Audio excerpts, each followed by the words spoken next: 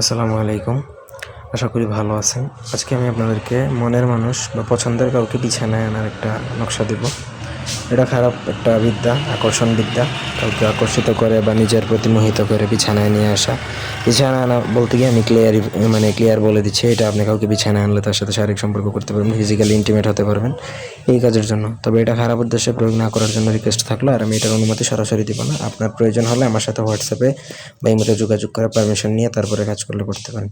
অথবা আপনাদের ব্যক্তিগত যে কোনো কাজ যদি আমাদেরকে দিয়ে করাতে চান, সেক্ষেত্রে স্ক্রিনে দেওয়া নাম্বার আছে, সরাসরি ফোনে, হোয়াটসঅ্যাপে কিংবা ইমোতে যোগাযোগ করে আপনাদের ব্যক্তিগত যে কোনো কাজ আমাদেরকে দিয়ে করাতে পারবেন, দেশে অথবা দেশের বাইরে থেকে। তো স্ক্রিনে দেখুন একটা খুবই সুন্দর মগা নকশা।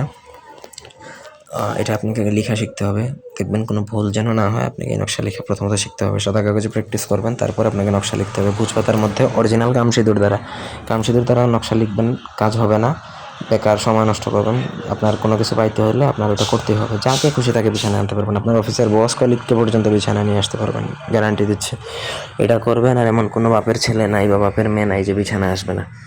আপনার কামসিঁদুর দ্বারা ভুজপাতায় লিখবেন, নিচে যার জন্য করবেন তার নাম, তার বাবার নাম, মায়ের নাম, ঠিকানাটা লিখবেন। তারপর সেটা শরবতে বা জুসের মধ্যে গুলিয়ে বা পানির সাথে মিশিয়ে তাকে যদি খাইয়ে দিতে পারেন, খাওয়ার সাথে সাথে সে আপনার সাথে মিলন করার জন্য অস্থির হয়ে যাবে। সে যেই হোক, বলছে সে যত বড়ই নেতা হোক, যত বড় হেডমলা লোক হোক, তাকে এটা খাওয়াবেন, সে আপনার সাথে ফিজিক্যালি ইন্টিমেট করার জন্য পাগল হয়ে যাবে। এটা একবার করলে এই আকর্ষণ বিদ্যা 1 মাস পর্যন্ত স্থায়ী থাকে, 21 দিন 22 দিনের মতো স্থায়ী থাকে।